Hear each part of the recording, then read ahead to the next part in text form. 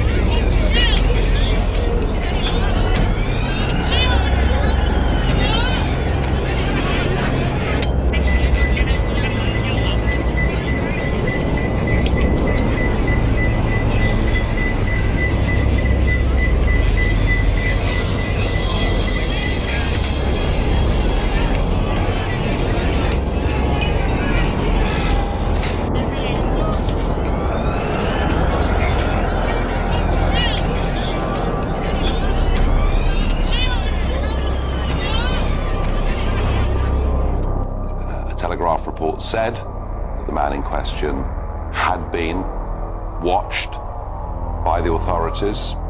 We don't know the truth of that. What we do know is we're told it's a non-terror incident. Indeed, last week, when a lieutenant colonel in Kent in full uniform was stabbed in the street, he's still alive and in a very serious condition. Again, we were told it's a non-terror incident. I'm just asking questions because I'm struck that every time something appalling happens, we're told it's non-terror or it's mental health. There's nothing to worry our little heads about.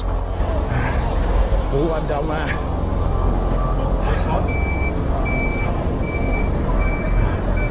They stabbed the man up there. I think he's dead.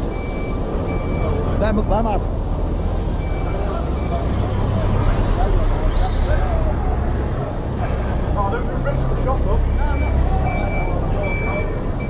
All ran off now.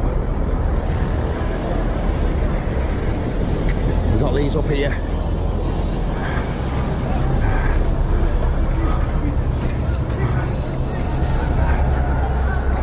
I hope he's not dead, guys. I really do hope he's not dead, but he isn't moving. I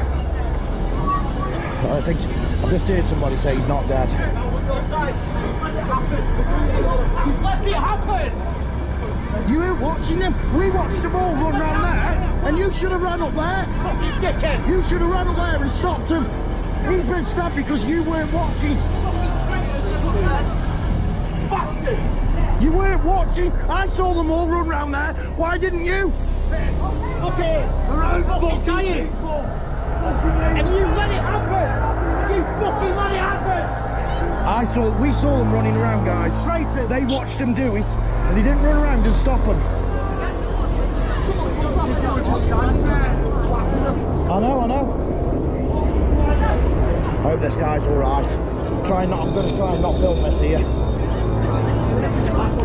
Well, I bet they all are going to run back to that mosque now. We need Donald Trump in, we need people like that in. Anyone that tells the truth gets targeted as a far right.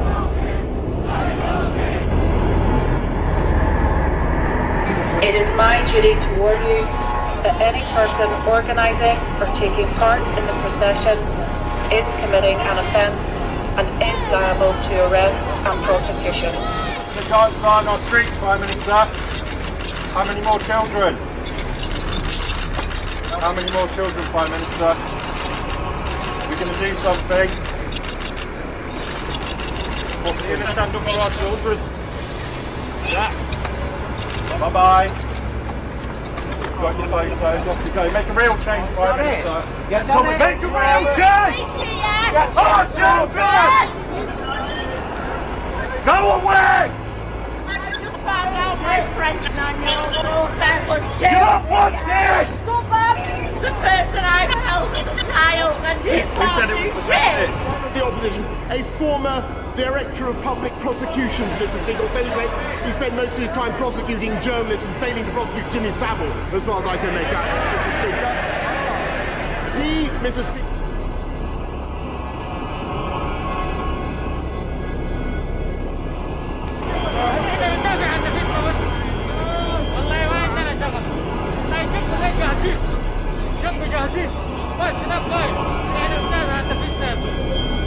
هذه أوروبا يا حبيبي، هذه أوروبا. If you want to be strong, you gotta be strong. What the fuck? No, don't say that again.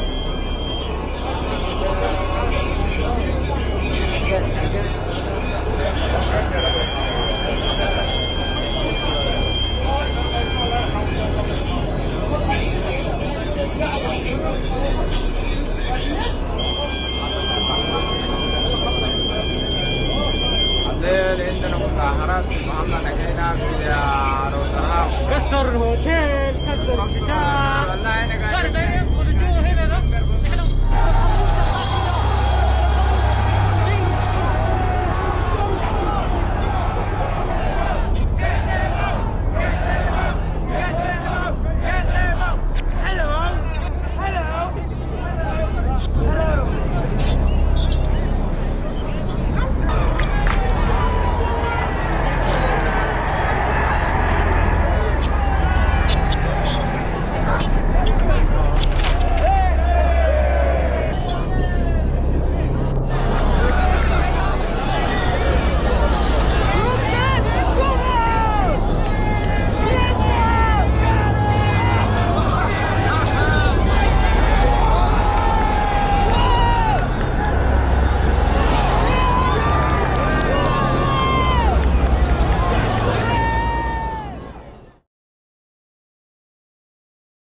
These buildings have been weaponised and used against members of the public to destroy them if they speak out. From Donald Trump to Steve Bannon to Geert Wilders to Marie Le Pen to Katie Hopkins. That's what's happening.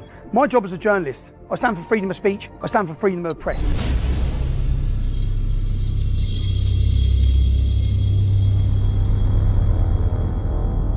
That this world is being run by a very small group of elite oligarchs who routinely practice homosexuality and pedophilia. Are they prejudiced and discriminatory? Yes, they are. But it's happening in front of you. Because pedophiles are in a lot of positions of power, because pedophiles are the easiest people to blackmail. If you're wondering, you're hearing a conspiracy theory about pedophiles, yeah, those would be the easiest people to blackmail if you put them in positions of power. I say he sexually assaulted my daughter. Yeah, that man sexually assaulted my daughter. So get the police. Police come, they take my ex-wife now downstairs with my daughter. They ask her what happened. She clearly tells them what happened. He grabbed my bottom, he'd done this. And then they come upstairs, say they need to see me. So I go downstairs, so I'm waiting, and they say, we're going to be arresting you. I'm like, okay. I said, all right. I'm thinking, well, he has took a slap in the process. I said, okay, have you arrested him? And then I realised I haven't arrested him. I said, are you not arresting him? I said, tell me you're fucking arresting him. And there's a bit, I started losing my hands. I said, tell me you're arrested. Just let me know he's being nicked and I'm coming with you, yeah? They didn't nick him. They nicked me for assaulting him. According to former staff members, people who flag issues end up facing repercussions themselves. What happens on many occasions is managers don't have the courage to actually challenge those individuals. The whistleblowers suddenly find themselves being isolated, they get victimised. If they're part of a team and there's other officers that behave in that way as well, they'll almost like gang up against them. That individual suddenly find they're being subjected to victimisation, intimidation, and then next thing you know, they're being subjected to discipline, performance matters, and sometimes it goes as far as they're being investigated for other matters because it's been sent to a higher unit. And that is actually a very common trait that has been identified through the Casey review. WF, those bastards will seek to control absolutely everything that people do. And all the jigsaw is fit together because everything we've spoken about all fits in with this total element of they want us, and unfortunately, when I was deplatformed for 5 years for every single social media, I made a documentary called Panorama. Okay, now Panorama are the BBC's most investigative journalists hit piece. When they were doing a documentary on me, I sent a girl undercover into them, yeah, and they had no idea. Okay, I got them making up sexual allegations against me on covert recording. Yeah, so John Sweeney was the head of Panorama. Yeah? I produced this documentary. Their programme about me never come out. I produced this documentary. He was put on gardening leave. Yeah? When I talk about the controlled media, when I got these covert recordings, he sat someone down and said, say this about Tommy Robinson, and do we have an agreement? Yeah? And it was one of my ex-employees. But they didn't know we were recording. Yeah? So they were telling them what to say. They were scripting the entire programme. How many other of these programmes have been scripted? Yeah. They were scripting the entire programme. When they come to interview me and I sat down like this, I put a video wall behind me and I said to the Panorama, would you ever tell anyone what to say? No, press play. On the wall behind me, the covert recording of him making agreements on what to say. Sexual allegations. Now, if they would have been successful, my life would have been destroyed. My kids would have had to go to school with their father as a Harvey Weinstein.